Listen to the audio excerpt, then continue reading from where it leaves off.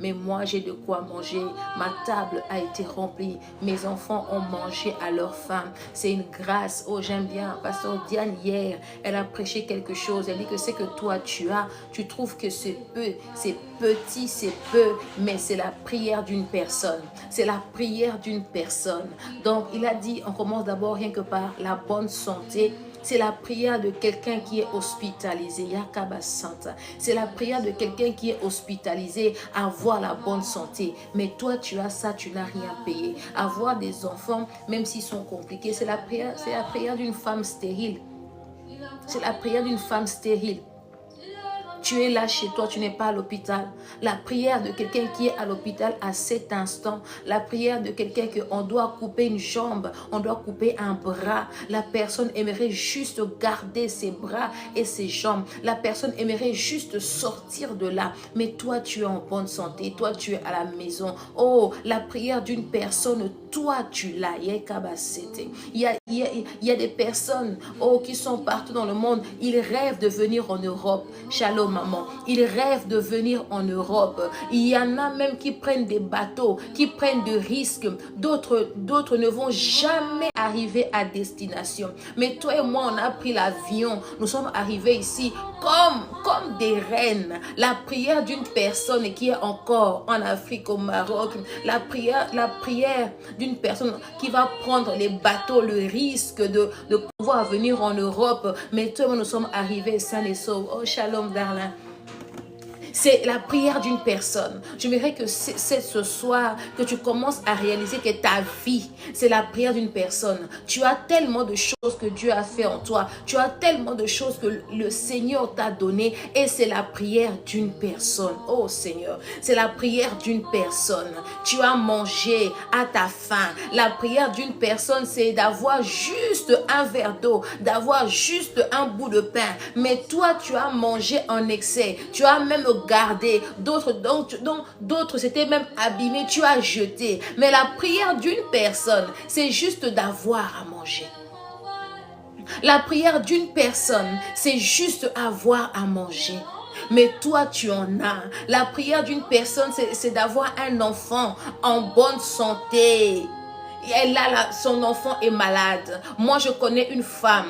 Depuis que son enfant est né, l'enfant aujourd'hui a 7 ans. 7 ans d'âge. Cet enfant n'a jamais quitté l'hôpital. Cet enfant est toujours aux soins intensifs. Cet enfant n'a jamais vécu donc une vie normale comme un enfant de 7 ans. Mais cette mère, sa prière, c'est d'avoir un enfant qui peut, même si elle est malade, mais qu'elle peut rester chez elle. Ça fait plus de 7 ans. Cette femme, elle dort à l'hôpital. Elle fait de va-et-vient. Elle est tellement épuisée. Mais toi, tu dors avec tes enfants. Mais toi, tu es là chez toi. C'est une grâce.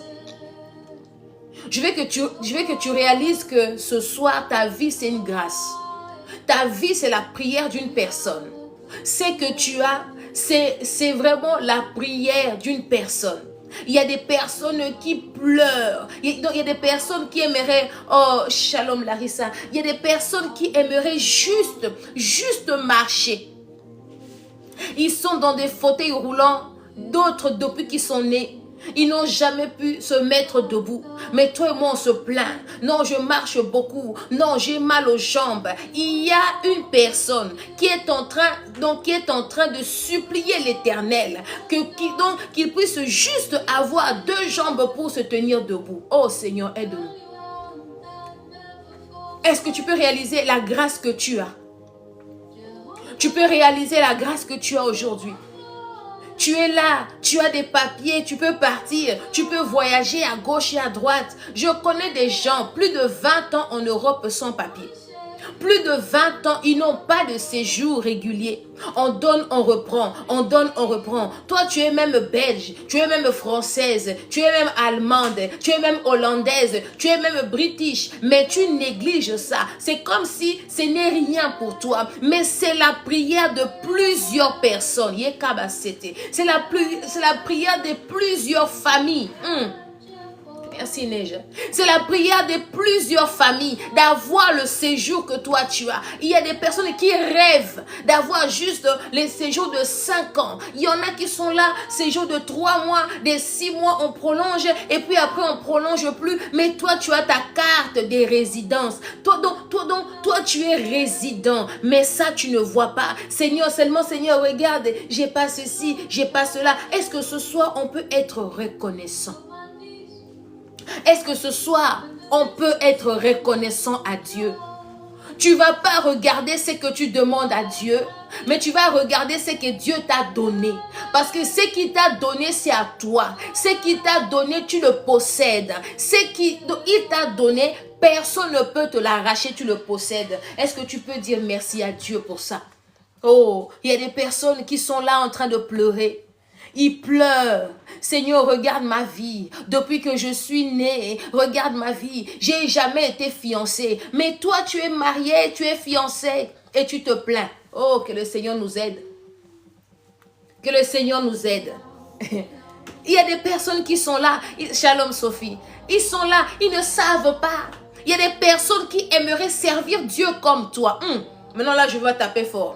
Il y a des gens qui aimeraient avoir la connaissance de Dieu que toi tu as. Il y a des personnes dont leur rêve, c'est de faire des lives comme moi. Et moi, je peux le faire, je néglige.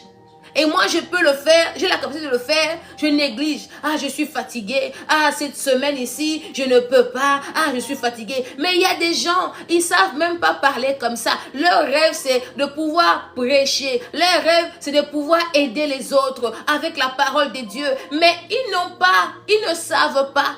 Mais toi et moi, nous avons. Il y a des personnes qui sont dans l'occultisme. Ils ne savent pas comment quitter, comment sortir. Mais toi, tu es en Christ. C'est une grâce. Combien de personnes sont dans la magie? Ils n'ont qu'une envie, c'est d'abandonner cette vie. Ils sont tellement fatigués, c'est tellement épuisant. Mais ils ne savent pas comment. Mais toi, tu es dans le Seigneur. Mais tu te plains toujours. Eh Seigneur, aide-nous. Ce soir, il n'y a pas de plainte. Ce soir, c'est Dieu, à toi la gloire. Ce soir, c'est le Seigneur, merci pour tout ce que tu m'as donné. Merci Seigneur pour ma vie. Merci Seigneur pour tout ce que tu fais de moi. Merci Seigneur pour tout ce que tu m'as donné. Je répète encore, les choses que toi tu possèdes, c'est la prière de plusieurs personnes. C'est la prière de plusieurs personnes. D'autres même jeunes. Si tu regardes combien de femmes stériles sont en train de jeûner, sont en train de dire Seigneur, donne-moi même un enfant, même s'il n'est pas normal, c'est pas grave. Mais au moins le monde saura que moi aussi je peux mettre au monde. Mais toi tu as 2, 3 enfants, tu négliges. Tu es là, Seigneur, ça ne va pas. C'est compliqué pour ces enfants. Seigneur, qu'est-ce que je peux faire? Mon frère, ma soeur, est-ce que tu peux d'abord être reconnaissant? Dieu aime les personnes reconnaissantes. Alléluia. Dieu aime des personnes reconnaissantes. Alléluia. Toute la gloire soit rendue à Dieu. Que ce live soit conduit par le Saint-Esprit de Dieu. Du début à la fin, que Jésus règne. Que le seul Sauveur et Seigneur, c'est Jésus-Christ de Nazareth. Qu'il règne, qui prend le contrôle de ma bouche. Que je ne parle pas de mes sentiments. Que je ne parle pas de moi, mais que je parle de lui. La Bible dit, oh, poussé par l'Esprit, les hommes partent de la part de Dieu. Que je sois poussé par le Saint-Esprit pour que je puisse donner la pensée de ce soir. Que lui seul, l'Esprit de Dieu a mis en moi encore. Que blessing se taise, que blessing diminue, que le Saint-Esprit accroisse et grandit en moi. Au nom de Nazareth, que le sang de Christ nous couvre et nous sécurise, nous purifie et nous lave de tout péché. Et le sang de Christ crie encore ce soir à notre faveur. Merci Seigneur parce que tu le fais. Au nom de Jésus. Au nom de Jésus. Amen, amen. On va continuer. J'aimerais aujourd'hui, on va prendre plusieurs versets. En tout cas, j'aimerais aujourd'hui, on va prendre plusieurs versets. Pendant que j'étais en train de méditer, dire Seigneur, pour lundi, qu'est-ce que je parlerai à tes brebis? On va commencer par d'abord par l'histoire ici que Dieu m'a donnée. C'est vraiment une histoire que tu connais aussi. Je me suis dit à Dieu, mais pourquoi cette histoire? Je ne sais pas. On verra comment on va développer avec le Saint-Esprit. Amen, amen. On va prendre Actes des Apôtres 28. Je vais mettre l'instrumental à quand il y a des paroles, ça me perturbe. Juste un instant. Merci Seigneur. Voilà. Actes des Apôtres 28. Acte 28. 28. Je vais commencer par le verset 1er. La Bible dit, « Une fois hors du danger, nous avons appris que l'île s'appelait Malte. Ses habitants nous ont témoigné une bienveillance peu courante. Ils nous ont tous accueillis près d'un grand feu qu'ils avaient allumé, car la pluie tombait et il faisait très froid. Paul avait ramassé un tas de broussailles et il était en train de le mettre sur le feu quand, sous l'effet de la chaleur, une vipère est sortie et s'est accrochée à sa main. Lorsque les habitants de l'île ont vu l'animal suspendu à sa main, ils se sont dit l'un et l'autre, cet homme est certainement un meurtrier, puisque la justice n'a pas voulu le laisser vivre, bien qu'il ait été sauvé de la mer. Mais Paul a secoué l'animal dans le feu et n'a ressenti aucun mal. Ces gens s'attendaient à le voir enfler ou tomber mort subitement. Après avoir longtemps entendu, voyant qu'il ne lui arrivait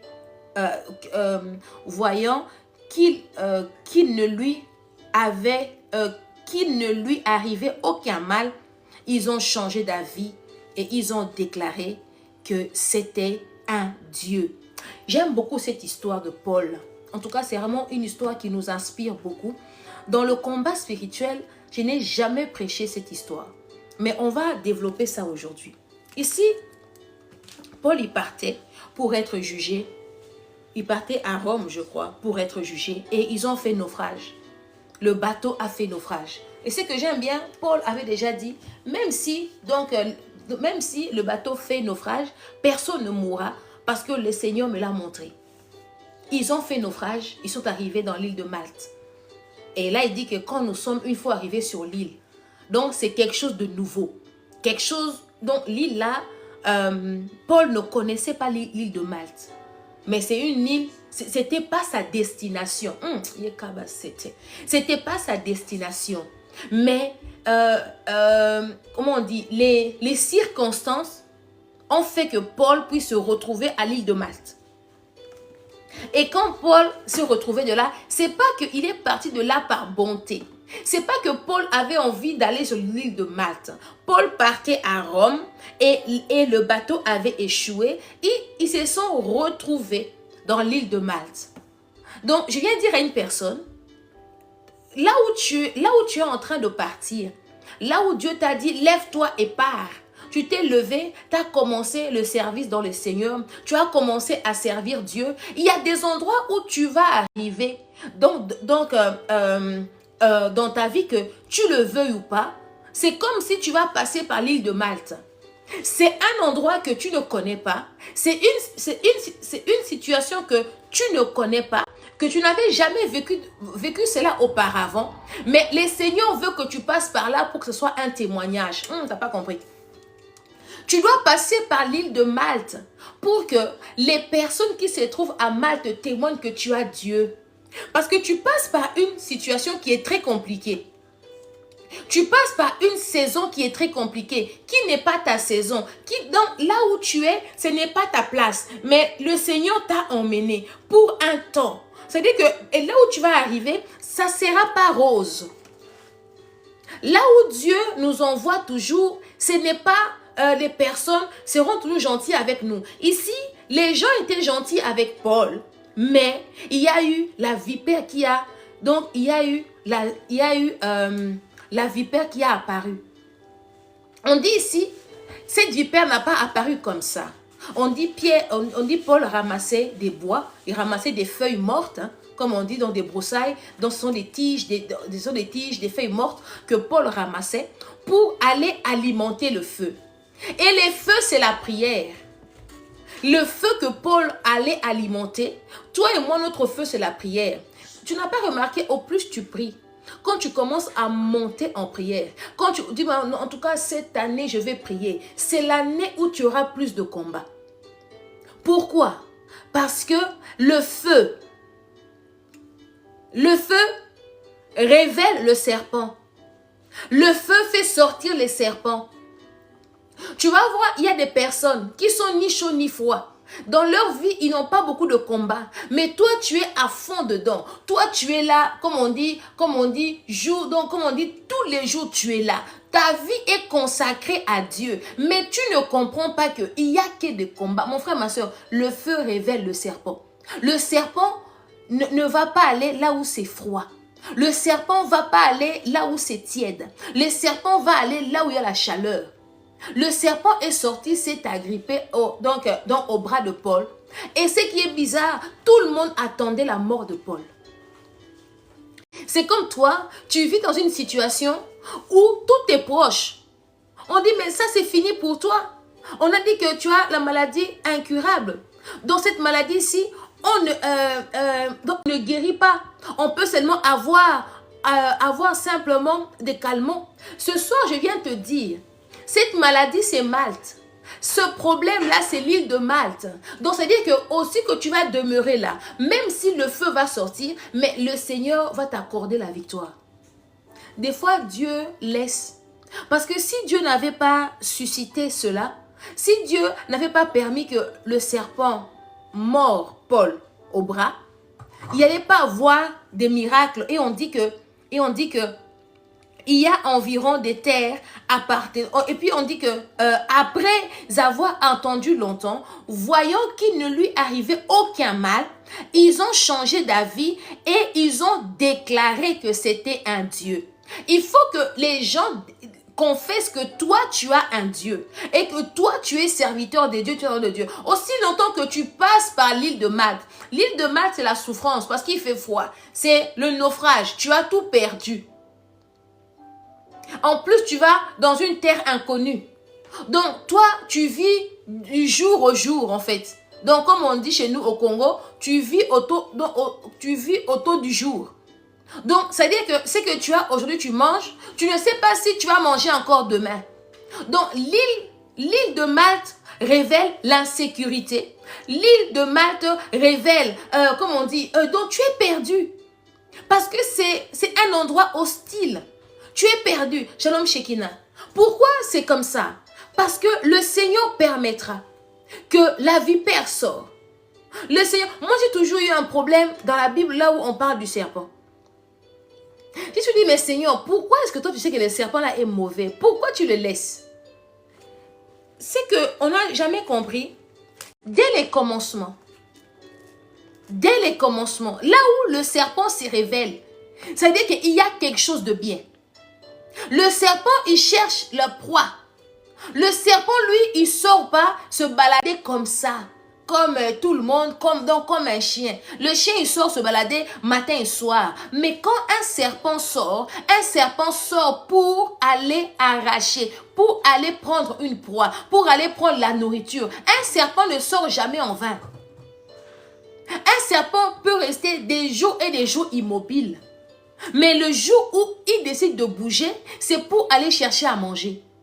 Quand dans ta vie, le serpent se révèle, donc c'est-à-dire que toi là, tu es une bonne nourriture. Toi là, tu es vraiment dans le choix de Dieu.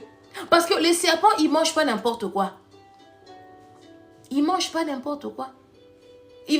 Donc le serpent, il ne va pas aller prendre des petits oiseaux. Le serpent, il prend le gibier. Il prend de la bonne viande. Un serpent, quand il bouge, il part attaquer. Il attaque des choses que quand il mange ça doit rester longtemps en lui. Il doit prendre longtemps pour digérer. Le serpent ne va pas prendre dans des petites choses comme ça, non. Dans Genèse 3, le verset 15, la Bible dit, « Je mettrai l'hostilité entre toi et la femme, entre ta descendance et sa descendance. Celle-ci t'écrasera la tête et tu lui blesseras le talon. » Il dit à la femme. Le Seigneur avait déjà promis au serpent que toi tu es là pour leur mordre les talons. Toi tu es là pour aller déranger leur vie. Toi tu es là pour ne pas leur laisser en paix. Toi, tu es là pour susciter en eux la foi. Toi, tu es là pour que la foi qu'ils ont en eux là, que ça sort. Beaucoup de personnes, il y a des fois, tu vas être en danger, façon que tu vas prier. Tu n'as jamais prié comme ça. Donc, nous les chrétiens, des fois, il nous faut une situation très compliquée. Il nous faut un problème qui arrive. On n'arrive pas à résoudre. Donc, on est là, nous sommes perdus. Et ce problème va te pousser à chercher les seigneurs. Ce problème, c'est serpent. Tu dois être mordu. Donc, il doit attirer ton attention.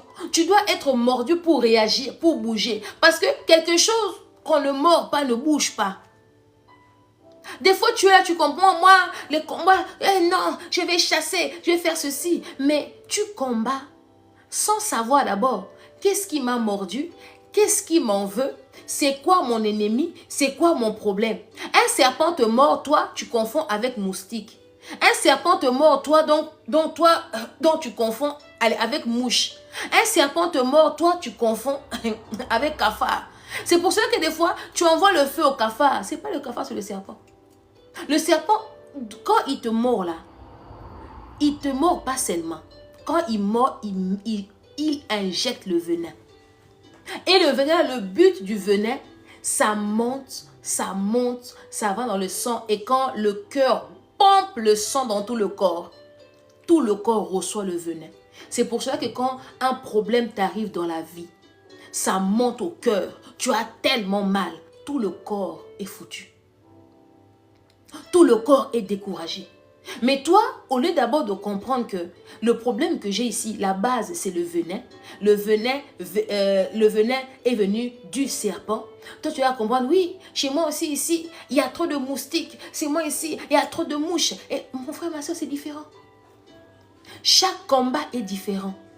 Chaque combat, tu dois avoir la révélation.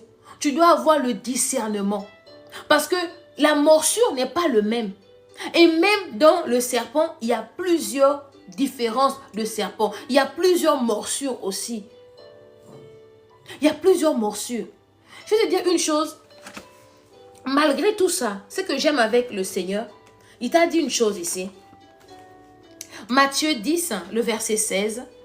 Matthieu 10, 16, il dit, « Voici que je vous envoie comme des brebis au milieu de loups. Soyez donc prudents comme le serpent et purs comme la colombe. » Là, si tu commences le Matthieu 10 un peu au début, tu verras que Christ envoie ses disciples en mission 2 par 2. Il envoie le 72 disciples 2 par 2. Il donne des instructions. Ne rentrez pas chez les non-juifs, ne rentrez pas dans Samarie, faites ceci. Quand quelqu'un vous reçoit, faites ceci, faites cela. Mais à 16, on dit même que Jésus prépare les disciples à la persécution. Hey! Jésus prépare les disciples à la persécution. Tu ne peux pas régner si tu n'as pas combattu. Il n'y a pas de victoire sans combat, qu'on ne te ment pas. Il n'y a pas de victoire sans combat. C'est que nous croyons aujourd'hui, on dit toujours, oui, Jésus a déjà vaincu à la croix. Christ a fait le grand travail. Christ a vaincu à la croix. Maintenant, ta part à toi, c'est quoi? Maintenant, c'est que toi, tu dois combattre, c'est quoi? Parce que lui, il a vaincu à la croix. Il a dépouillé les autorités. C'est pas parce qu'il les a dépouillés qu'ils ne vont plus se présenter devant toi. C'est pas parce qu'il les a vaincus à la croix, ils ne vont pas venir devant toi. Ils savent que Christ les a vaincus à la croix. Mais eux aussi savent que toi là, tu n'as pas la foi. Toi là, tu n'es pas pur comme la colombe. Toi là, donc, toi tu n'es pas... Donc, ils vont venir à toi se présenter. Maintenant, si toi tu marches comme Christ, si toi tu es comme Christ, ce qui veut dire que c'est que Christ a vaincu à la croix, donc tu n'as qu'à déclarer. Pourquoi? Parce que ce que lui il a fait, si tu as la connaissance et aussi la révélation, automatiquement tu es victoire. Tu es plus que... Parce qu'il dit que nous combattons dans la victoire. Mais on dit quand même que nous combattons. Oh Seigneur, je vais trouver ce verset. C'est Romain. En tout cas, je vais un peu te décourager aujourd'hui. Hein. Toi, c'est moi qui dis, c'est moi. Ah, comment blessé vos combats spirituels. Christ a déjà vaincu à la croix. Et moi, je ne vais pas aller. Que quelqu'un me donne. Je sais ma bugué, je ne sais pas qu'est-ce qu'il a.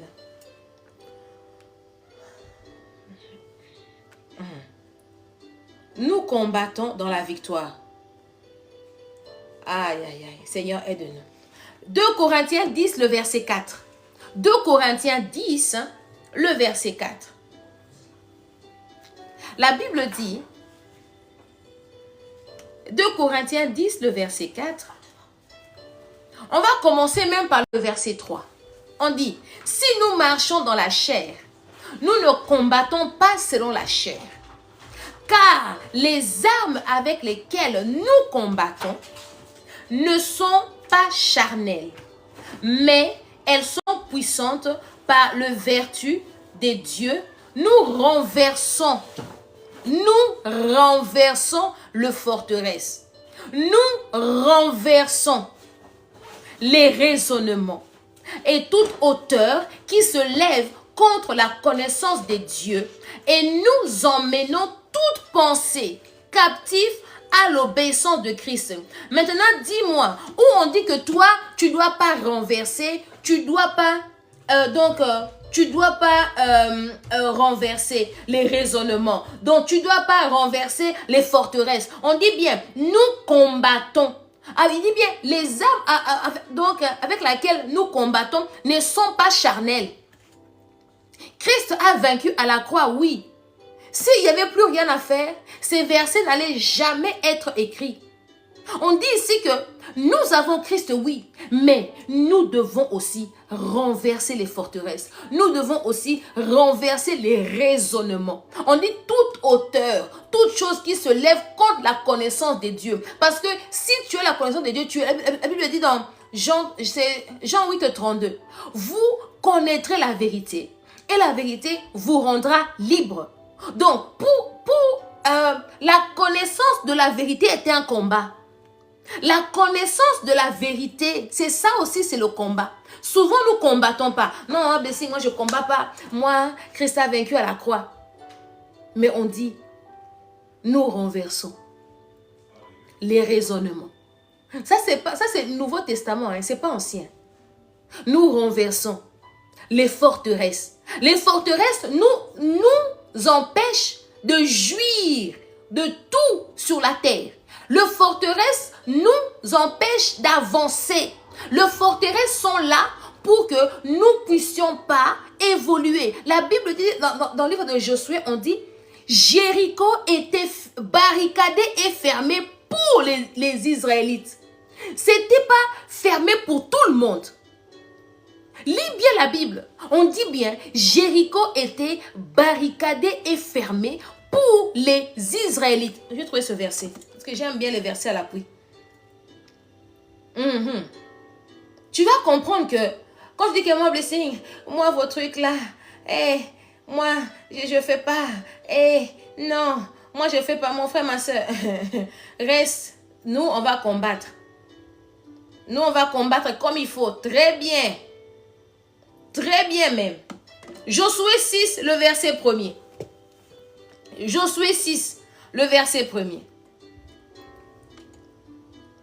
Je vais lire dans version Martin et version Louis II 21.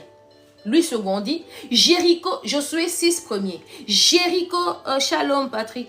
Josué était fermé et barricadé devant les enfants d'Israël. Personne ne sortait et personne n'entrait. Maintenant, la version Martin, on dit, or, Jéricho s'est fermé et se tenait soigneusement fermé à cause des enfants d'Israël. Il n'y avait personne qui en sortait ni qui entrait. Il y a des choses qui sont fermées pour nous chrétiens, qu'on ne te ment pas. Il y a des portes. Parce que tu es chrétien, tu verras automatiquement ces portes fermées au-devant de toi. Qu'on ne te ment pas. Il y a des choses que tout le monde a droit.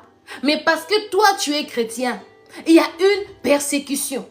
Donc, c'est une forteresse donc, qui se lève. Donc, c'est un problème qui est devant. Maintenant, qu'est-ce que toi, tu dois faire? Seigneur, merci. Maintenant, toi, tu dois faire quoi? Tu dois maintenant appliquer 1 Corinthiens 10:4. Tu dois renverser les forteresses. C'est ça qu'on appelle le combat spirituel. Quand tu sais que moi, je dois rentrer dans Jéricho et que Jéricho, pour moi, est fermé. Là, maintenant, tu appliques le combat spirituel. Parce qu'il y a des choses. On dit que nous combattons dans la victoire. Ça veut dire qu'il y a combat. Il y a que toi qui ne comprends pas. Toi seulement tu aimes. Là où il y a des problèmes, tu vas là-bas pour commenter. Hey, c'est vrai, elle avait insulté. Mais pendant que tu le fais, donc, ta vie est barricadée. Ta vie est fermée. Tu es en Europe 15 ans, 10 ans, tu n'es pas stable. Tu es ici. Moi j'appelle l'Europe Canaan. Donc tu es au pays où coule le lait et le miel. Tout le monde qui vient ici s'en sort. Tout le monde qui vient ici achète des maisons donc, au pays. Tout le monde qui vient ici s'en sort. Il n'y a que toi, depuis que tu es là, tu ne vois rien. Et puis, tu n'es même pas consciente que non, moi là, il y a quelque chose qui est fermé. Il y a quelque chose qui est bloqué. Toi aussi, dans tant que tu as la manne, hein? Tu as la manne qui tombe le matin, la manne qui tombe chaque jour. La manne, c'est les minimums, comme on dit, hein? Les minimums vitaux. Chez nous ici, donc, on appelle ça le CPAS. Comme on dit, le CPAS, comme en France, c'est la CAF. On donne ça au minimum. Toi, tu es là. Combien d'années tu manges la CAF? Combien d'années tu bouffes le CPS? Tu ne comprends pas que tu es dans... Et puis, tu es en bonne santé. Tu n'es pas handicapé. Donc, tu es normal. Tu n'as pas de retard mentaux. Tu es bien. Tu ne trouves pas qu'il y a quelque chose qui ne va pas?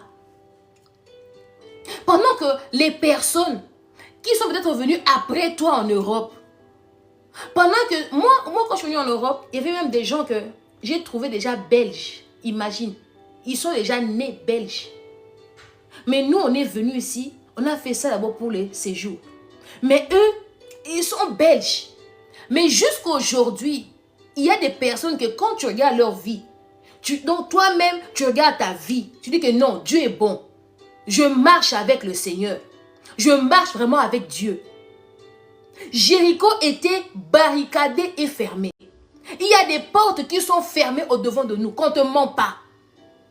Il y a des portes qui sont fermées devant nos enfants, qu'on ne te ment pas.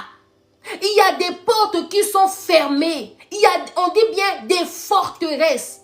Donc, il faut renverser les forteresses. Il faut renverser les... C'est quoi? Moi, j'appelle les raisonnements. Les raisonnements, c'est le système. Raisonnement, c'est le système. Le système dit comme ça. Parce que tu es femme, pour être bien, il faut être femme seule. Raisonnement, système.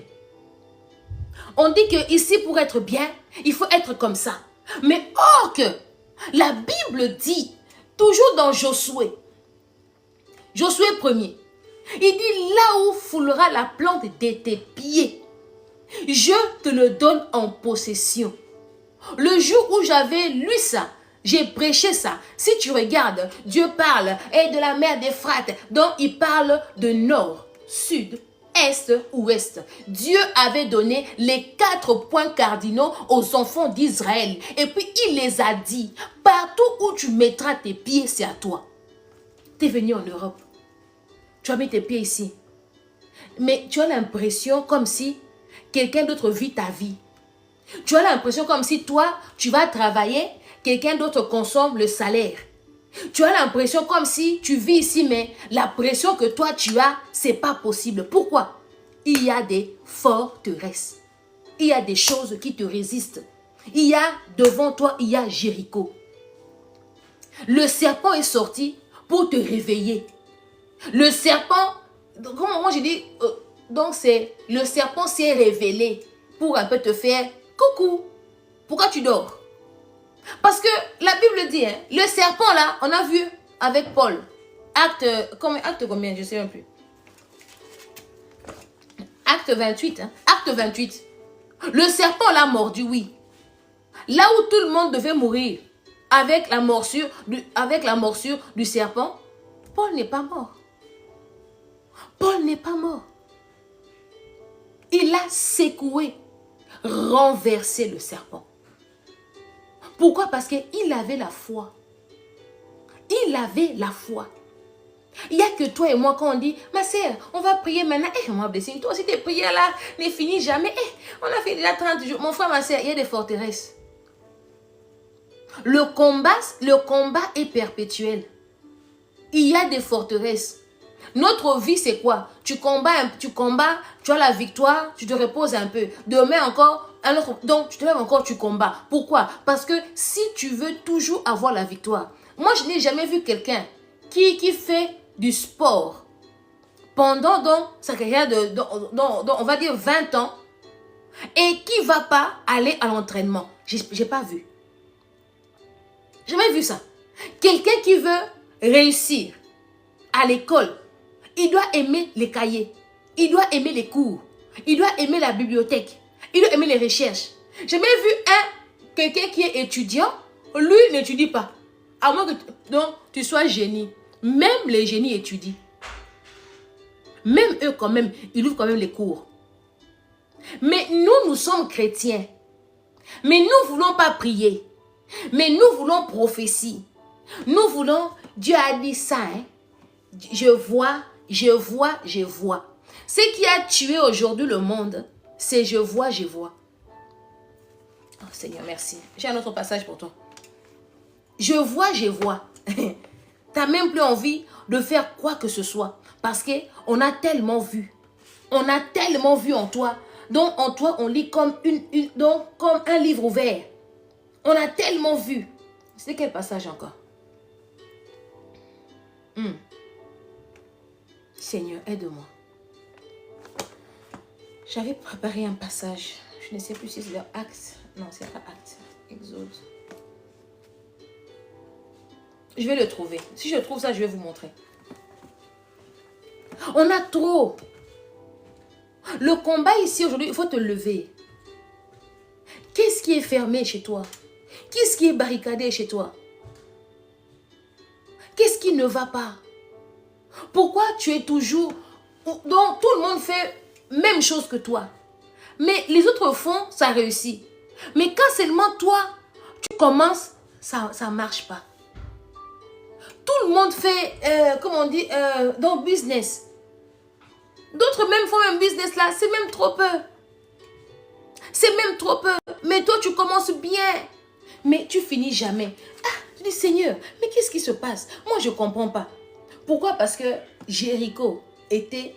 Si aujourd'hui tu poses la question à toutes les personnes qui sont en Europe, donc, eux vont te dire que, Maman Blessing, l'Europe est dure.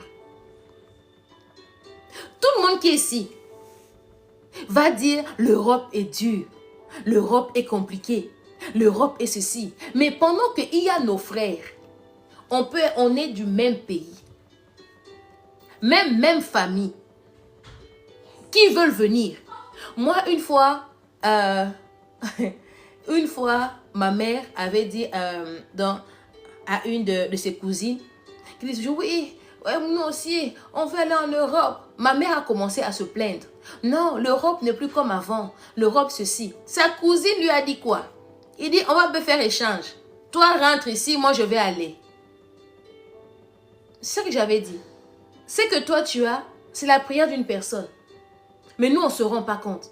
On est là chrétien. On connaît toute la Bible. On connaît toutes les adorations. Tu connais toutes les prières, même de combat. On va renverser, on va faire ceci. Mais tu n'as jamais pris le temps de t'asseoir, de dire que, mais pourquoi ce serpent a été suscité? Parce que moi je dis ça, c'est un problème.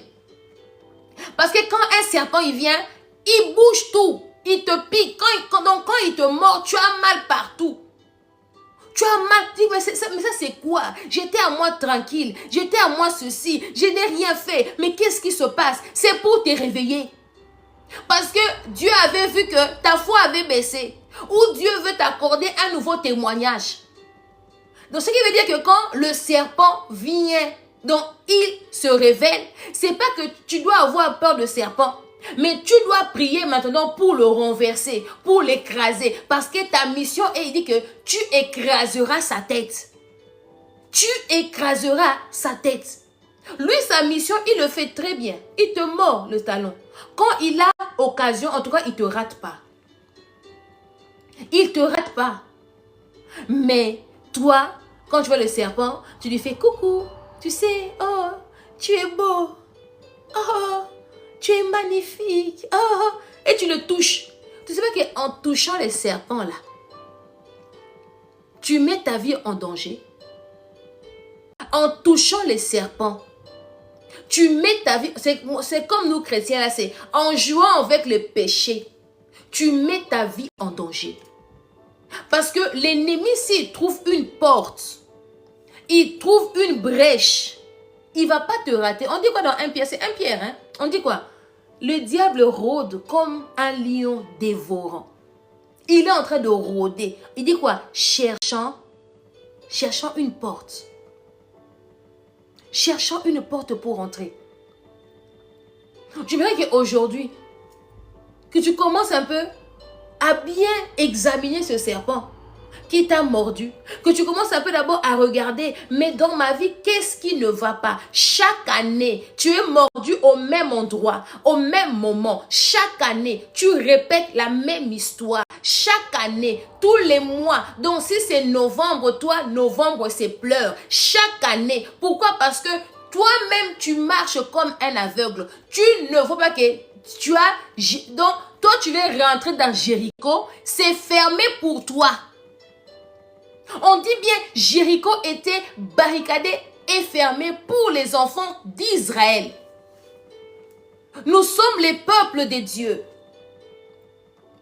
Donc quand on sert les seigneurs, je dis encore, automatiquement, ici sur la terre, on perd des avantages parce qu'il y a une persécution automatiquement. Maintenant, on doit comprendre que non, ça c'est un combat, ça c'est plus l'épreuve. Non, ça c'est à moi, ça c'est mon droit. Je dois me battre, je vais renverser cette forteresse, je vais renverser. On dit que quelle hauteur, on dit bien, qu'est-ce qui peut se mettre... Oh, j'aime ce passage. Oh Seigneur, merci. Je vais donner encore un passage. J'aime bien. J'aime bien ce passage.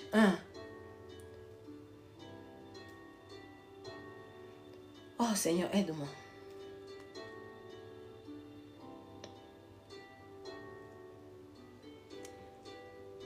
C'est dans Romains. Romains 8. Romains 8, le verset 39. Je vais commencer par le verset 38. Romains 8, 39. On va commencer par le verset 38. Romains 8, 38 à 39, la Bible dit. Car j'ai l'assurance que ni la mort, ni la vie, ni les anges, ni les dominations, ni les choses présentes, ni les choses à venir, ni les puissances, ni la hauteur, ni la profondeur, ni aucune autre créature ne pourra nous séparer de l'amour de Dieu manifesté en Christ notre Sauveur. Donc, ce qui veut dire que tout ce qui peut arriver dans ta vie, que rien ne te sépare de l'amour de Dieu, que rien ne te sépare de Dieu, parce que pour Dieu, il ne va pas se séparer de toi, parce que quoi que tu vis, quoi que tu vives comme calamité, quoi que tu vives comme maladie, comme épreuve, le Seigneur est toujours avec toi. Il sera toujours avec toi. Il est là. Quand tu pleures, il voit. Donc quand ça ne va pas, il voit. Mais il est là pour te pousser à ce que ton témoignage sort. Combien de nous, si je pose la question, l'année passée, est-ce que toi tu as témoigné Christ? Il n'y a pas beaucoup. Est-ce que toi, tu as témoigné Christ? Il y a des personnes qui ont des témoignages de 10 ans. Donc, depuis 10 ans que lui, il a un grand témoignage. Les gars seulement, oui, je suis en vie, Dieu m'a gardé. Oui, c'est un témoignage. Mais comme Paul, on l'a mordu. Il était donc, on a dit que le bateau a fait naufrage. Donc, il était là perdu. Dans une île inconnue. Il avait personne qui le connaissait. Mais les gens qui voyageaient avec lui, donc pour eux, Paul devait aller en prison. Et Paul a dit que je veux aussi aller. Donc il partait pour être jugé. Donc il voyageait avec des personnes qui connaissaient sa condamnation. Donc qui savait que lui là, il doit aller, donc il va aller devant Pilate parce qu'il doit être jugé. Pourquoi? Parce qu'il sert Christ. Donc, il devait te connaître pour ça. Donc, il y a des gens qui marchent avec toi, qui connaissent ta condamnation, qui connaissent ta vie, que toi, tu es condamné à ça. Ils le savent. Et quand un malheur survient sur toi, ils disent que voilà, on avait dit quoi? Voilà, on avait dit quoi? Même Dieu lui a pas laissé. Mais, donc, maintenant, regarde, un serpent est sorti. Et ce qui est bizarre, il y avait plusieurs personnes. Mais le serpent n'est pas allé chez eux. Le serpent n'est pas allé chez d'autres prisonniers parce que Paul n'était pas seul. Mais la vipère a seulement touché Paul. Il a mordu Paul. Et on dit que pendant qu'il mordait Paul, tout le monde s'attendait à ce que Paul tombe. Pourquoi? Parce que quand on te mord, il y a venin. On a mordu Paul, il a bougé la main. Le serpent est tombé dans le feu. Le serpent ne tombera pas ailleurs que dans le feu. L'ennemi ne peut pas aller ailleurs que dans le lieu aride, dans le feu éternel. Tu ne peux pas envoyer donc l'ennemi aller dans des prairies. Tu dois l'envoyer dans le feu. Le feu là, c'est là où est sa place. Mais toi, qu'est-ce que toi tu fais? Tu cajoles l'ennemi. Allez, tu le pousses un peu. Oh, va là-bas, non? Paul n'a pas blagué avec la vipère. Toi, tu aimes beaucoup des combats. Tu aimes beaucoup crier. Tu as même des cris de guerre. Tu as donc des cris de guerre. Tu commences à crier, cris de guerre. Mais ce n'est pas ça le plus important. Tu dois laisser serpent dans le feu. Il faut qu'il brûle. Quand il a fait comme ça, le serpent est resté dans le feu. Il n'est pas sorti. Et pendant que tout le monde attendait que Paul tombe pour mourir, on dit que ils attendaient longtemps. Ta chute là, donc moi je dis toujours aux gens qui me disent, mon frère, prends une chaise. Une chaise c'est pas assez. Prends un lit, dors. Parce que si tu attends ma chute, tu attendras longtemps. Aussi longtemps que je marche avec Dieu. Aussi longtemps que je sers le Seigneur, aussi longtemps que je suis fidèle à sa parole, aussi longtemps que je suis à mon poste, mon frère, ma soeur, même si le serpent me mord, même si un problème m'arrive, mon frère, ma soeur, c'est pas ma fin. Prends un lit, dors, assieds-toi si tu veux, mais je vais pas, donc ma vie ne va pas, parce que ma vie va pas s'amener comme ça. Pourquoi? Parce que j'ai encore des choses à accomplir avec le Seigneur. Ma mission n'est pas encore finie. Paul, Dieu déjà, donc il faut lire Acte 27. Donc tu lis tout, hein, Acte 26 et 27. Tu vas comprendre. Paul, sa mission n'était pas encore finie. Donc Dieu ne pouvait pas permettre que Paul meure. Dieu devait garder encore Paul. Parce que Paul avait encore des livres à écrire. Paul devait encore aller gagner des non-chrétiens. Paul avait encore une mission. Quel que soit ce que tu es en train de passer, ce n'est pas ta fin. Parce que Dieu n'a pas fini avec toi. Parce que Dieu n'a pas dit son dernier mot. Parce que le Seigneur est avec toi. Ce que j'aime avec Paul, quand le serpent l'a mordu, on n'a pas vu là où Paul a prié. J'ai pas vu. On n'a pas vu là où Paul a commencé à lancer des cris de guerre. J'ai pas vu. On n'a pas vu là où Paul a commencé à être agité. L'agitation. J'ai pas vu. Quand le serpent l'a mordu, comme un homme serein, comme un homme qui marche avec la parole, avec la promesse. Paul marchait avec la promesse de Dieu. Paul marchait avec, parce que Dieu lui avait dit, j'ai pas encore fini avec toi. Tu vas arriver à Rome. Tu vas aller en Grèce. Tu vas aller dans tous ces pays-là. Paul marchait avec un esprit de l'Éternel. Il n'y a que toi. Qu'est-ce que Dieu t'a... Ce qui nous tue aujourd'hui, nous ne marchons pas avec ce que Dieu nous a dit. Nous ne marchons pas avec ça. Qu'est-ce que Dieu t'a dit? C'est quoi ta mission? C'est quoi ta mission? Qu'est-ce que Dieu t'a dit?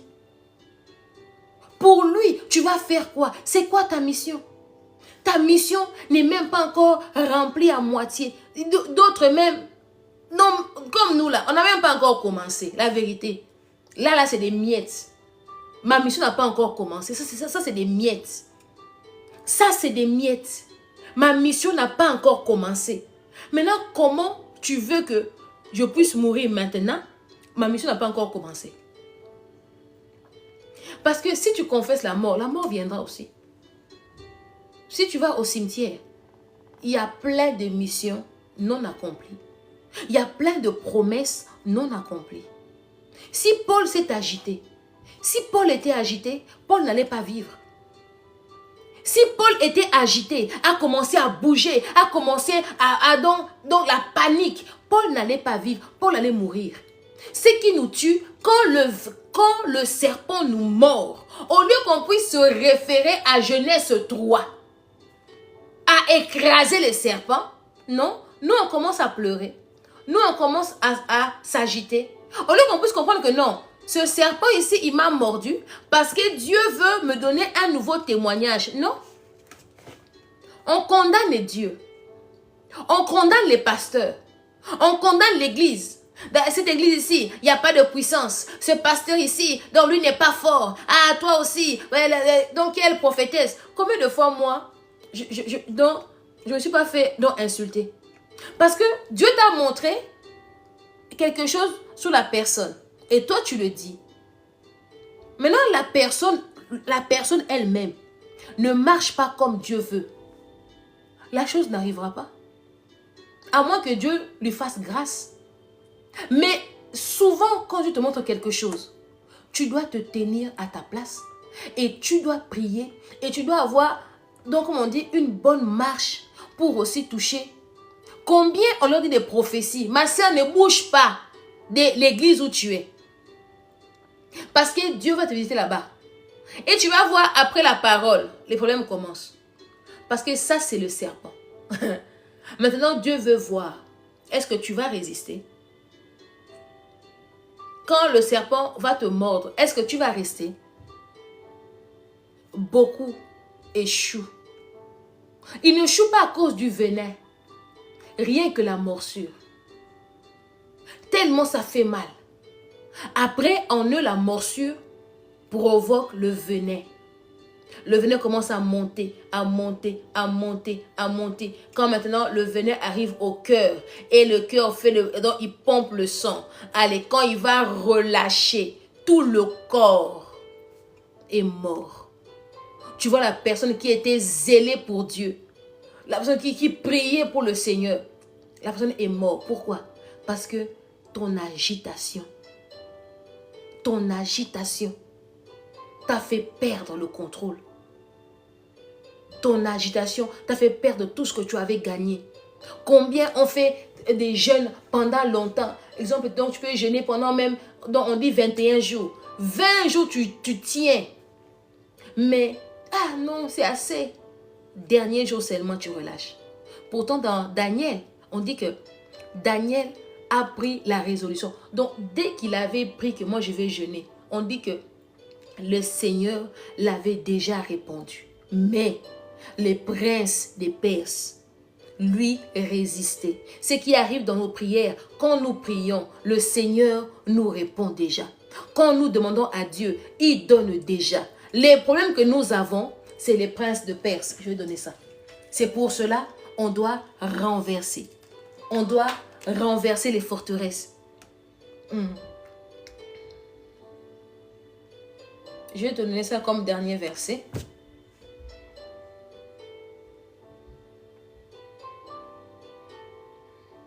J'aime bien ce verset. Daniel 10, le verset 12. Daniel 10, le verset 12.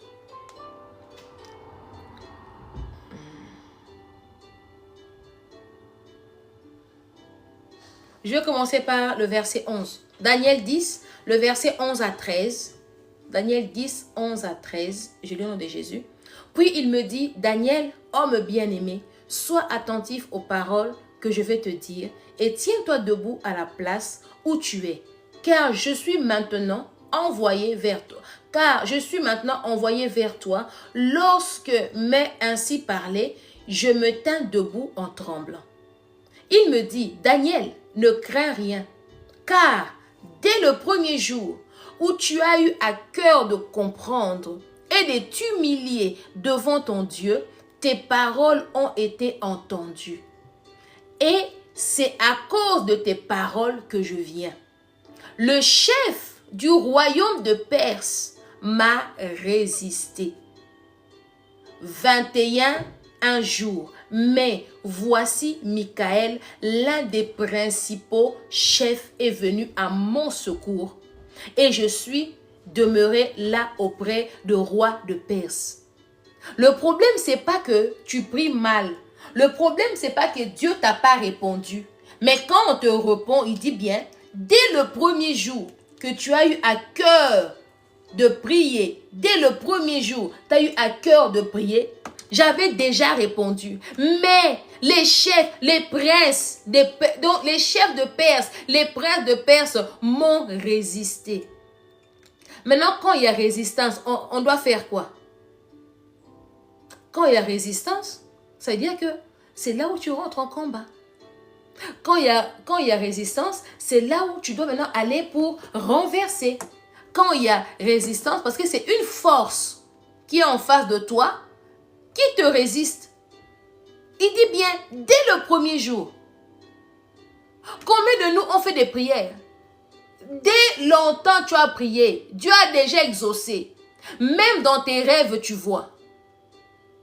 Tu vois déjà comment Dieu t'a béni. Beaucoup ici disent, vraiment blessé. Déjà je vois le mariage, mais la sœur n'a même pas fiancé. Mais seulement le fait qu'elle a prié pour le mariage, Dieu avait déjà activé. Maintenant, le problème, c'est les lois de ta famille, les principautés de ta famille, les lois établies. Maintenant, c'est eux qui te résistent. C'est ça. Maintenant, c'est là où tu dois rentrer en combat. Pourquoi? Parce que tu dois avoir ce que Dieu t'a donné. Tu dois réavoir ce qui est à toi. Tu dois renverser les forteresses. Tu dois renverser les principautés. Tu dois leur envoyer aux lieux arides. Tu dois être plus fort que eux. Mais toi, on te dit, maman, le mariage déjà est là, ma soeur. Tu vas te marier. Toi, tu es assis. Tu dors. Beaucoup d'erreurs, surtout des femmes. Quand seulement on dit que, ma soeur, on voit le mariage, c'est fini. La soeur ne prie plus. La soeur, elle va commencer qu'à faire des croquis des robes de mariée. La soeur va commencer seulement à pouvoir regarder les salles, les châteaux. La soeur va seulement commencer à regarder toutes des petites choses qui n'est même pas encore nécessaires. Au lieu que la soeur se concentre d'abord à arracher le mariage, à d'abord avoir l'assurance côté mariage, elle s'en fout. Elle déjà, elle regarde comment elle sera dans robe Cendrillon. Elle veut, moi je veux le château. Donc je vais me marier à ce château-là. Je veux donc cet hôtel-là. Combien font cette erreur? Mais c'est rare. Tu donnes à une sœur une prophétie. Ma sœur, tu vas te marier. Et la sœur rentre en jeûne et prière pour ça. C'est très rare. Très rare. Pourquoi? Parce qu'on ne veut pas payer le prix. Et puis, la sœur attend 1 an passé, 2 ans passés. Toi, tu deviens faux. Pourquoi? Parce que ce n'est pas arrivé. Quand l'ange a parlé à Marie, dans Luc 1er, quand l'ange a parlé à Marie, il dit, tu vas tomber enceinte. Il dit, Il dit, l'ombre du Tout-Puissant te couvrira. Quand on a vu Marie tomber enceinte, Marie n'est pas partie clamer ça partout. Marie est partie voir Élisabeth.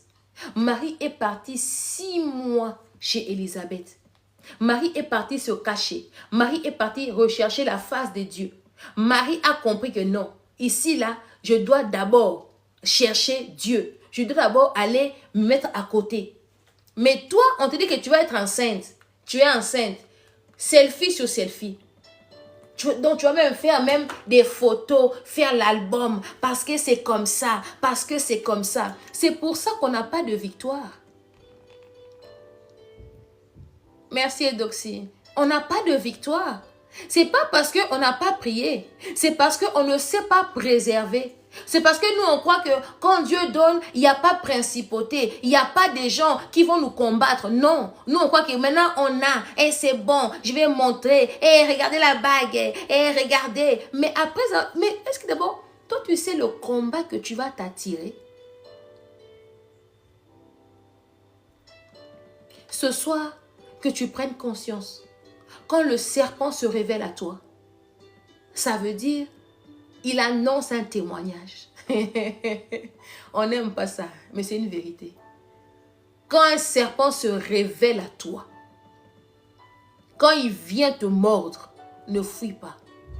Rentre en profondeur. Ne fuis pas. Ne tremble pas. Ne t'agite pas. Parce qu'il y a une parole qui a déjà été donnée depuis jeunesse. Tu écraseras sa tête. Il y a une parole.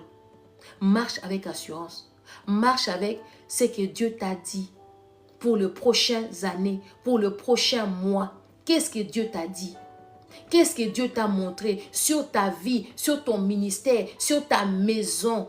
Donc, qu'est-ce que Dieu... Nous tous ici, on marche avec la parole de Dieu. Nous tous ici, si moi je commence à te dire ce que Dieu m'a dit, je dis, mais moi, mais si tu es encore comme ça, oui, je suis encore comme ça, on attend. Si seulement je te dis ce que Dieu m'a dit, tu seras surpris, mon frère. Tu seras surpris, ma soeur. Si je commence à te dire le plan de Dieu dans ma vie, c'est des grandes choses. C'est des choses waouh. Mais on ne vit pas le waouh. Pourquoi?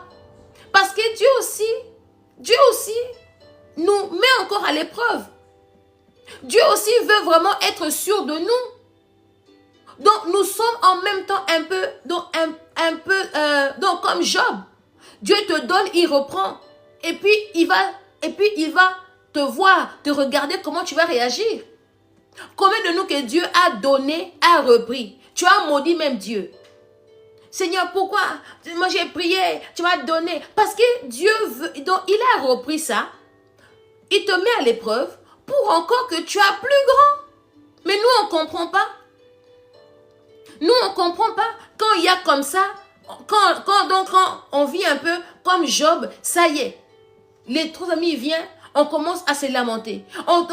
Donc, quand les gens te voient, on dit que sûrement celle-là, elle a péché. Ah, sûrement ceci. Ah, sûrement cela. Tu es désemparé. Pourquoi? Mais tu marches avec un ainsi dit le Seigneur. Tu marches avec la promesse de Dieu. Paul marchait avec la promesse de Dieu. Daniel marchait avec la promesse de Dieu. Habakkuk marchait avec la promesse de Dieu. Tout le monde dans ce monde marche avec la promesse de Dieu. Quelle est la promesse de Dieu pour toi? Ne cherche pas de ton voisin, de ta maman, de ton père, mais toi, qu'est-ce que Dieu t'a dit dans le secret? Quand toi-même d'abord tu pries, cherche pas un prophète seulement qui parle pour toi. Non, qu'est-ce que Dieu t'a dit toi-même quand tu étais dans le secret avec lui? Qu'est-ce qu'il t'a dit? C'est ça le meilleure parole. Parce que Marie, ce n'est pas quelqu'un, non, c'est que l'ange lui a dit, c'est ce que Marie a gardé. Pourquoi? Parce que c'était sa parole à elle.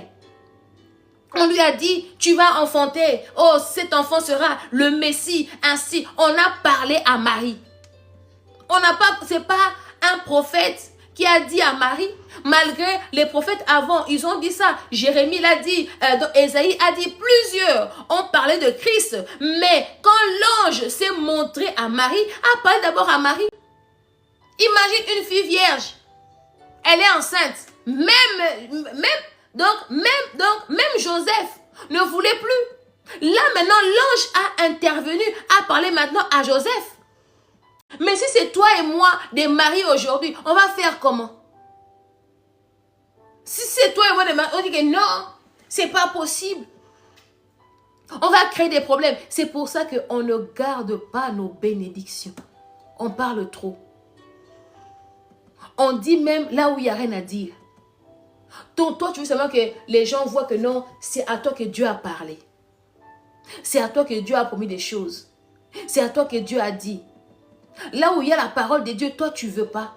Toi, seulement quand on dit, je vois, je vois. Là, maintenant, il y aura beaucoup d'amen ici. Amen, amen. Donc, même le nom sera écrit. Amen, amen. Pourquoi? C'est pour ça que vous cherchez prophétie. Et Dieu vous envoie des faux, oui. Dieu permet à ce que des faux là viennent chez vous. Comme toi, tu aimes ça là. L'ennemi sait. Il va maintenant aller réveiller. Donc, réveiller maintenant, allez, les faux. Ils vont donc, eux-mêmes vont commencer à te contacter. Et puis tu dis, hey, mon blessing, je ne comprends pas ces temps-ci. Beaucoup me contactent. Est-ce qu'ils sont vrais? Est-ce que tu as pesé un peu d'abord leur esprit? Tu as prié par rapport à ça? Tu as prié? Non.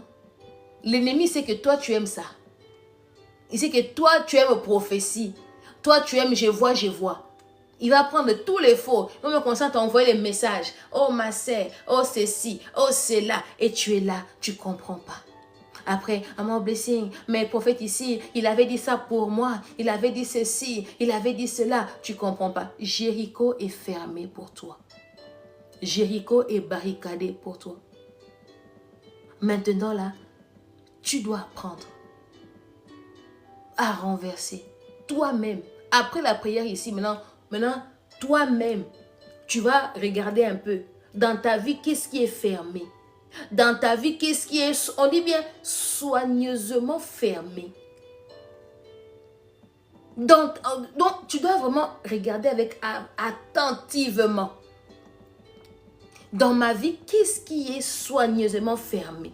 Qu'est-ce qui est bien ligoté, barricadé de ma vie? Est-ce que c'est mes finances? Est-ce que c'est d'abord ma vie, donc le travail, les enfants, ma paix, ma santé? Tout ça, il faut voir.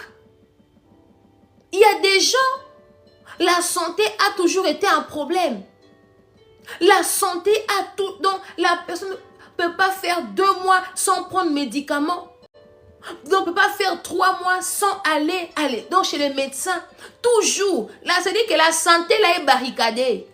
Tu dois renverser, c'est une forteresse qui est devant toi. Tu dois renverser. Toi, tu dois renverser ça. Parce que si tu ne le fais pas, personne ne le fera à ta place. On ne te ment pas. Parce que si un pasteur le renverse pour toi, mon frère, ma soeur, le pasteur est là pour te donner l'appui. Mais ton combat, c'est pour toi. On a vu l'ange dire à Gédéon. Il a envoyé Gédéon. Le pire, l'ange. Dans Justice, c'est ça. L'ange a envoyé Gédéon. Il a dit, va. Pourquoi est-ce que l'ange, lui, qui est plus fort que Gédéon, n'a pas renversé ça? Dis-moi. Pourquoi l'ange a dit à Gédéon, va et renverse l'autel de Baal de ton père? Pourquoi l'ange a envoyé Gédéon? Lui qui est ange, lui qui est super fort. Pourquoi est-ce que lui n'a pas renversé? C'est la même chose que toi tu fais, même erreur. Tu vas payer pour qu'on renverse pour toi l'autel de célibat. On fait ceci. C'est pour ça que rien n'est renversé. Parce que c'est ton travail. Parce que c'est ton rôle. Chacun a sa mission. Si c'est l'autel de ta famille, c'est de ta famille. Ce n'est pas la famille du pasteur. Le pasteur va juste t'aider. Comment faire? Donc avoir des astuces. comment faire la prière, la parole de Dieu. Mais celui qui renverse, c'est toi. Il faut lire Néhémie. L'histoire de Néhémie, c'est la même chose. Néhémie a vu muraille, c'était d'autre côté, était renversé. Il y avait des trous. Il n'a pas envoyé quelqu'un aller rebâtir le muraille. Il a demandé la permission au roi. Il a demandé donc les lettres de mission. Il a demandé le matériel. Il a demandé tout. Lui-même s'est levé. Il est parti vers son peuple pour aller rebâtir le muraille. Donc, il faut, tu t'engages personnellement. Il faut avoir le courage de te lever. C'est toi qui vas renverser. On dit bien, dans ta vie, tu vois que il y a des choses qui ne fonctionnent pas. Mais toi, tu vas vers l'homme de Dieu. Mon blessing, renverse ça pour moi. C'est pas possible. Lis la Bible entière. Dans toute la Bible ici, chacun renversait ses murailles. Dans la Bible ici, chacun combattait son combat. Dans la Bible ici, il n'y a aucun combat qu'un autre a fait pour l'autre. Il n'y avait pas. Ou bien on faisait alliance, mais dans l'alliance quand même, moi-même aussi, je me bats. Il n'y a que maintenant que nous, chrétiens, on est devenus tellement flemmards. Il y a tellement la flemme. La flemme de prier. Oh, je suis fatiguée de prier. Oh, j'arrive pas. J'ai la flemme. Oh, maman Bessie, j'ai déjà donné 300 € au prophète là-bas qui monte seulement à la montagne, à Mangengenge. Quel prophète va aller pour toi dans une montagne pour renverser l'autel de ta famille? Mon frère, ma soeur, ça c'est quoi? Comme là, Paul, on n'a pas vu un homme soutenir Paul. Paul n'était pas seul. Acte 28, s'il te plaît. Paul était avec des personnes qu'avec lui, ils avaient donc échoué dans le bateau et avec les habitants de l'île de Malte. Quand le serpent a mordu Paul, montre-moi où c'est écrit que les villageois sont venus attraper la vipère. Montre-moi. Nada. On dit Paul secoua le serpent. Donc Paul lui-même a pris courage à secouer le serpent. Mais si c'est toi, façon que tu vas crier, même la ville voisine va entendre.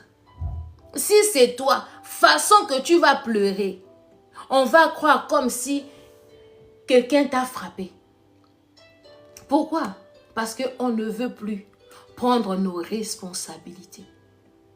On ne veut plus se comporter comme des enfants de la lumière. C'est pour ça que la Bible dit dans Psaume 82, le verset 7, 60. On va lire ça. Psaume 82. Psaume 82. On va lire ça. Psaume 82. Merci Saint-Esprit de Dieu. Psaume 82, le verset 6 à 7. Psaume 82. Ici, c'est 82. Il n'y a pas 6. Ici, c'est, oui, 6 à 7. La Bible dit, j'avais dit, vous êtes des dieux. Vous êtes tous des fils du Très-Haut. Cependant, vous mourrez comme des hommes. Vous tomberez comme un prince quelconque. Dieu nous donne le pouvoir. Mais nous mourrons comme des hommes qui n'ont pas Dieu. Nous tombons, on dit bien, comme des princes quelconques. Je vais te rajouter les princes des ténèbres. On tombe comme des cailloux. Parce que le prince de ténèbres a été jeté. Il n'a pas été posé sur la terre. Mais nous sommes des dieux. Il dit, cependant, je vous ai dit que vous êtes des dieux. Mais vous mourrez comme des hommes quelconques. Donc on meurt comme des personnes qui n'ont pas qui n'ont pas de grade. Parce que j'ai toujours vu, quand exemple, quelqu'un qui était dans l'armée, surtout, voilà, quelqu'un qui était dans l'armée ou bien quelqu'un qui était dans le gouvernement, quand la personne meurt, il y a vraiment des choses magnifiques. Hein. Il y a vraiment des cortèges. En fait, c'est ça, la mort. Pourquoi? Parce que même si il est mort, mais l'armée honore cet homme qui a servi le pays. S'il était ministre, le pays honore ce ministre qui avait servi le pays. Donc, il va être enterré avec honneur. Maintenant, dis-moi, les gens qui meurent dans les déserts, les gens qui meurent dans l'eau, donc ils sont enterrés comme ça. Là où on trouve les lieux, on les enterre. Donc, ceux qui meurent dans la mer, on fait seulement des fosses communes. Allez, on le met dedans. Donc c'est-à-dire que leur mort, avec la mort d'un soldat, n'est pas la même chose. Un soldat est honoré. Un soldat, on prend le drapeau du pays, on le plie et d'abord même son cercueil, on met le drapeau du pays. Donc cet homme qui a servi est honoré. Pour Dieu, nous sommes des dieux. Donc quand tu quittes cette terre, tu dois être honoré.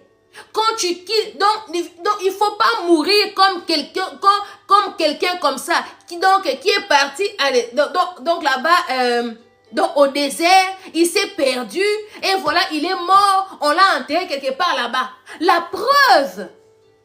preuve, Jacob, il était mort en Égypte.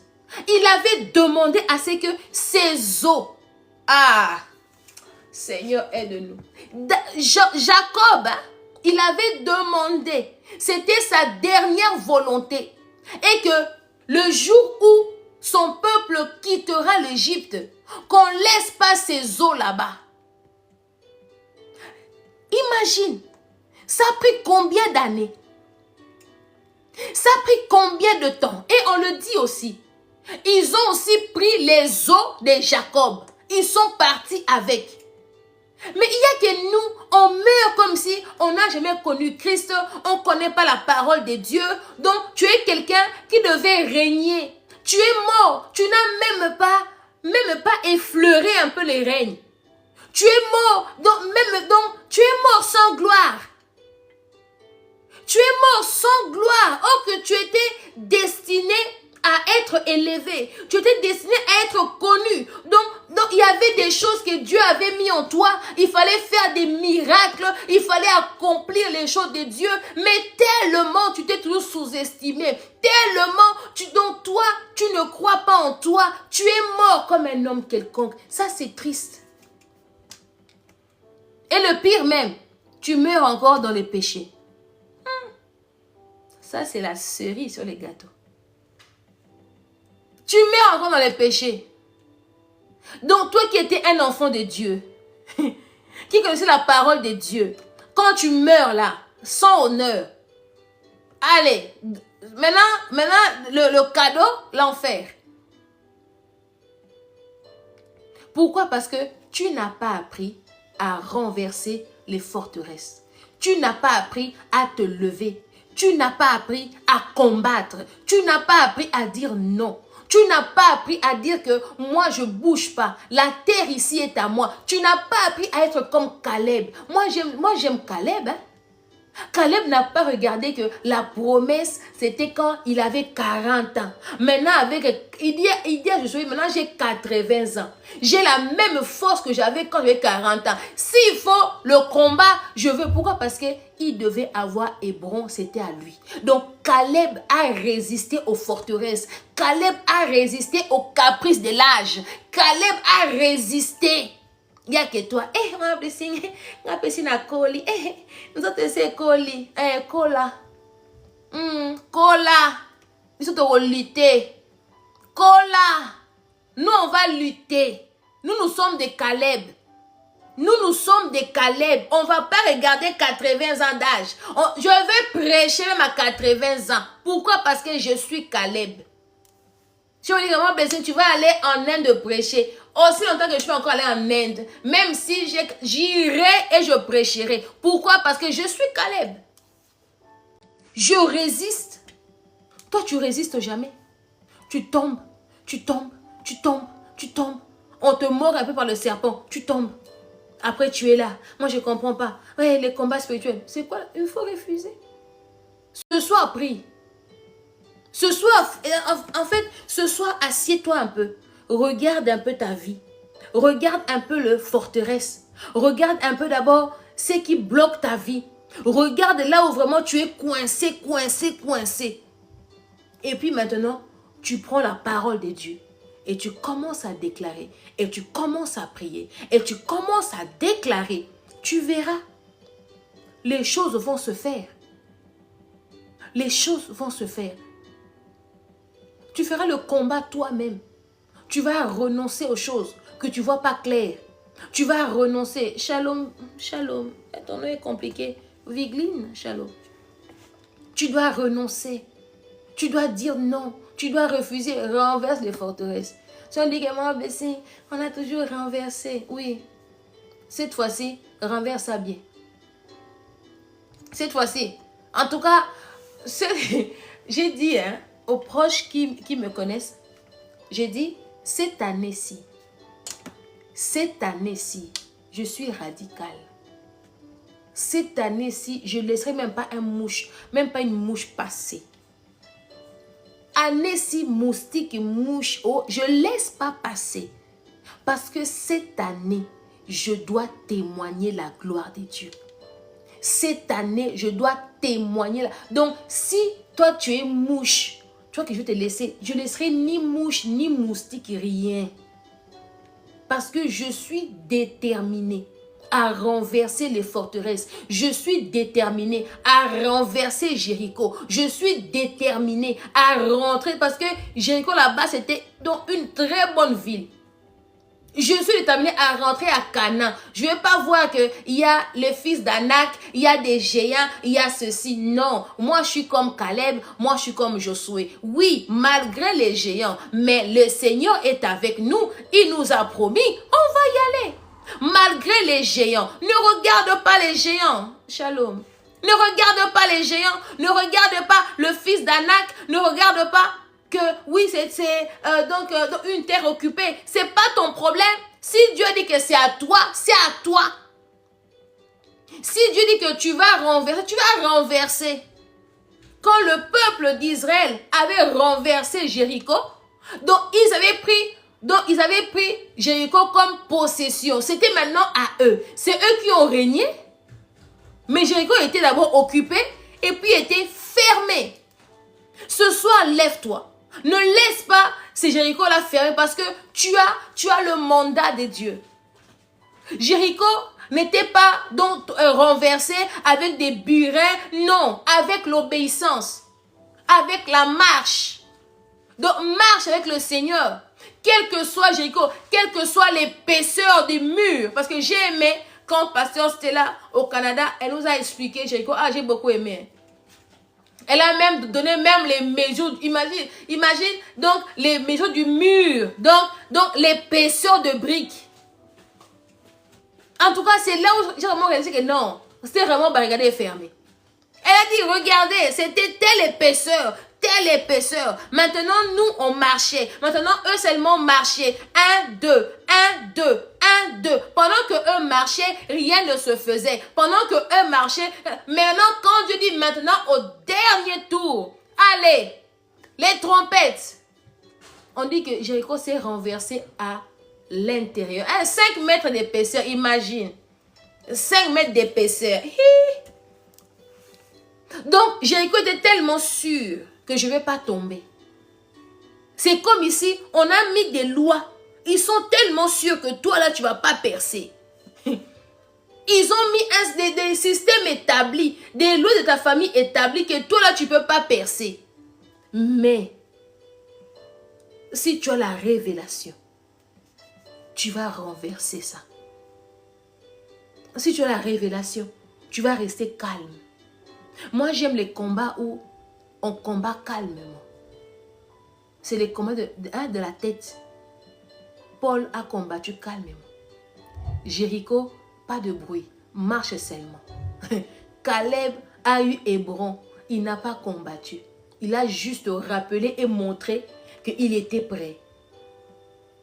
Gédéon a renversé l'autel de Baal pendant la nuit, pendant que tout le monde dormait. Le combat spirituel s'est fait aussi dans le calme. Mais tu dois avoir la révélation. Que Dieu vous bénisse. Je vais m'arrêter là pour aujourd'hui. Merci à toi qui a suivi. Merci. Que Dieu vous bénisse vraiment. Que Dieu vous bénisse. Que Dieu vous bénisse abondamment, abondamment. On a un nouveau programme qui nous a été inspiré aujourd'hui. On aura une retraite des femmes. Simplement retraite des femmes du 6 au 8 mars. Mais ça se passera à l'église. Donc, ça sera comme notre première retraite Etoko. Ça veut dire que c'est vraiment la retraite des femmes. Ça se passera à notre église à Alost.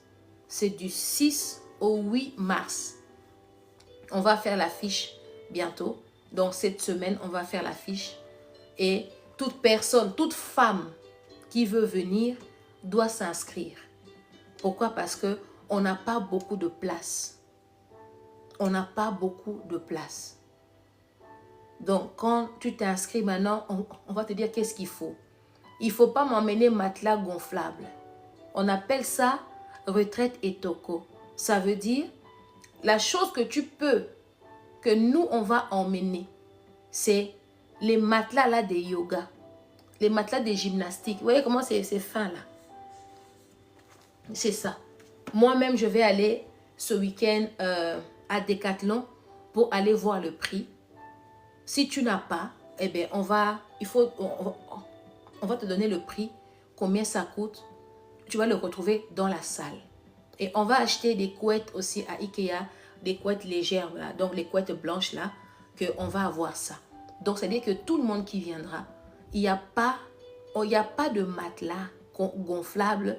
Ça sera des matelas là de sport, de gymnastique. Parce que c'est une retraite où c'est le thème, c'est... Vraiment, le thème, c'est quoi encore? Je sais seulement, c'est dans 2 Chroniques 7, 14. Si le peuple sur qui invoque mon nom s'humilie. Pendant que toutes les femmes, le 8 mars, elles vont être en pagne. Elles vont défiler avec des pagnes. Nous, ce week-end-là, on va aller pleurer pour nos vies. On va aller pleurer pour nos enfants. Jésus a dit à Marie, pleurez pour vos enfants. Le mois de mars, c'est pas le mois, c'est le mois de la femme. Je dois porter d'abord super. L'humilité du cœur, voilà. L'humilité du cœur. Donc, nous, comme Jésus a dit à Marie, il dit, femme, pleurez pour vos enfants. Donc, du 6 au 8 mars, nous, on va aller pleurer pour nos enfants, pleurer pour nos vies, parce que nous voulons voir clair. Si toi, le 8 mars, toi seulement, tu attends que moi, je n'ai pas eu super, moi, je n'ai pas eu ceci. Combien de super wax tu as déjà porté le 8 mars? Dans ta vie, qu'est-ce qui a changé? Dans ta maison, qu'est-ce qui a changé? Dans tes enfants, qu'est-ce qui a changé? Il n'y a rien. 2 Chroniques 7, 14, on dit que si le peuple sur qui invoque mon nom s'humilie, prie et délaisse, je guérirai le pays et tout ça. Donc, il y a des promesses dans ça. Mais il faut d'abord l'humilité. Arrêter le péché, délaisser et invoquer le Seigneur. C'est ça le thème. En tout cas, pendant ce week-end-là, moi j'appelle ça donc la retraite des pleureuses. La retraite des pleureuses. On va aller pleurer à Dieu. On va aller pleurer pour que les choses changent. On va dire à Dieu, Seigneur, le mois de mars, on veut que les choses changent. On veut que ce mois-ci, c'est le mois de la femme. C'est le mois de l'enfantement. Il faut que ma vie change. Il faut que ma maison change. Tu ne vas pas aller là-bas parce qu'ils mettent des make-up. Non. Tu vas pour prier. C'est pour ça qu'on appelle ça retraite Etoko. On va d'abord commencer d'abord là. Si là, c'est une réussite, maintenant, on peut au mois de août et au mois de décembre. Si encore Dieu ne change pas, maintenant, on pourra retourner dans les hôtels 5 étoiles. Parce qu'un est prévu pour le mois d'août à Rennes. On a déjà tous les coordonnées de l'hôtel, tout a déjà été fait. Mais avant d'abord d'aller là-bas, dormir dans le luxe, on va d'abord pleurer à Dieu. C'est les retraites des femmes. Celui qui veut participer, qui est en Belgique, m'envoie un message en privé. On doit avoir la liste. Pourquoi? Parce que c'est une retraite.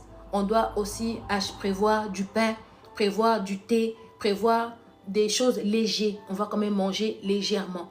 Donc, on doit prévoir le stock. On ne sait pas combien de personnes. On doit aussi donc disposer la salle. On doit arranger. Comme ça, on sait combien de matelas on doit prendre. Ainsi de suite. Ainsi de suite. Ce n'est pas une retraite payante, non. Pas du tout. C'est juste donner un petit quelque chose pour la nourriture qu'on va acheter. Pour ça, on va te dire quand tu vas t'inscrire. Voilà. C'est qu'on nous a inspiré et on compte faire ça en tout cas du 6 au 8 mars. La retraite des femmes aura lieu dans l'église Melf Mission Évangélique La Foi Triomphante à Alost. Alors, si tu veux nous rejoindre, il faut nous écrire et nous commençons à on va dire, on va commencer à 20, l'heure on verra, entre 21h ou 22h. On va commencer la retraite. Voilà, que Dieu vous bénisse. Merci à toi qui as suivi. Demain, on est encore là avec notre thème toujours, le combat spirituel. On va encore aller en profondeur. On va encore voir qu'est-ce que le Seigneur nous réserve pour demain. Merci à toi qui as suivi. C'était la prophétesse Blessing Eliada qui a conduit la prière. N'oublie pas de prier pour moi. Que Dieu me garde en forme et que Dieu vous bénisse abondamment. Merci à vous et bye bye.